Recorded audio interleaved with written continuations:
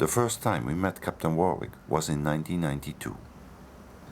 We were making our documentary on the Queen Elizabeth II. 10 years later, in January 2003, we got together again in the middle of the Pacific Ocean. He was still the master of the most prestigious liner in service, the Queen Elizabeth II, accomplishing his farewell world cruise. Ronald Warwick's long maritime career began as a deck officer on freight ships. It took a very definite orientation while he was visiting the Queen Elizabeth II for family reasons. His father, the late and famous Commodore Bill Warwick, was at that time the master of the Queen Elizabeth II, being the former captain of the first Queen Mary. I knew it was going to be special, but he never really told me how special it was. He never told me he had a big room like this, and he didn't tell me he had all sorts of officers to help him with his work, and I was really sold on it.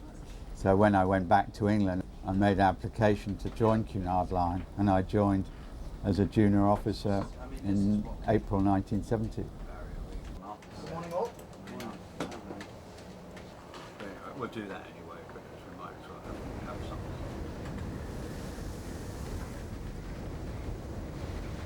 This is a message on behalf of the staff captain. Passengers are advised in approximately 10 minutes' time the ship's alarm bells will be sounded for a crew emergency fireboat and raft drill.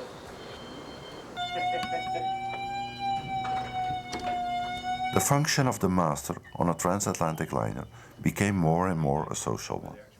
My main accountability obviously is the welfare and safety of everybody on board, and then followed closely by the ship. So all those key accountabilities take precedence over the social ones, but at the same time the social ones are very important because we have many passengers who are returning to the Queen Elizabeth II all the time, and they like to see the captain, they like to speak to him, as in they indeed like to speak to many of the other officers that have been here a long time.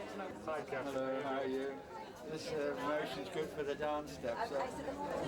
When the seas are heavy, passengers, mostly the older ones, are completely relying on the captain's sensible advices.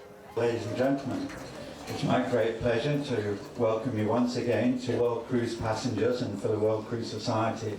And I must say it's really very nice to see you all here tonight. I've been asked quite a lot about the condition of the ocean and how long it's going to last and things like that. And I'm very pleased to be able to tell you that I can guarantee it'll be quite calm, really as calm as a mill pond the day after tomorrow.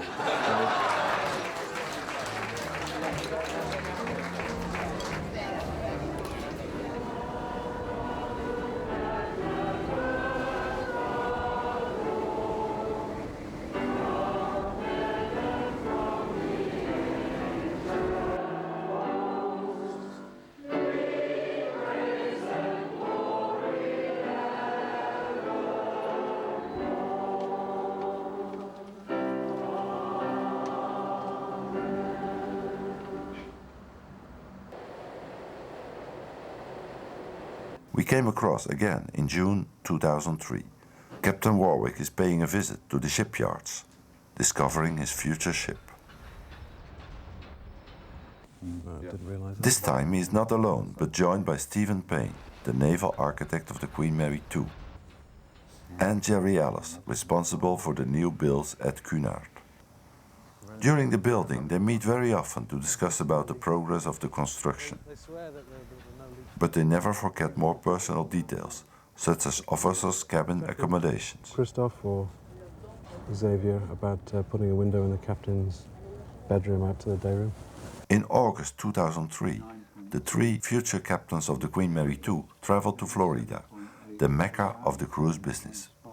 Yeah, I think so. Okay, that's an interesting page. There's a whole lot of form. They are training for the use of new propulsion systems on a simulator. There's going to be a big transition. The main one is the ship's going to be much bigger. It's going to embrace technology that we don't have on here. The propulsion system is going to be quite different, and the control of that propulsion system is different. At the Star Center in Fort Lauderdale, engineers created a virtual model of the Queen Mary II. They want to tune the navigation technology of the new ship.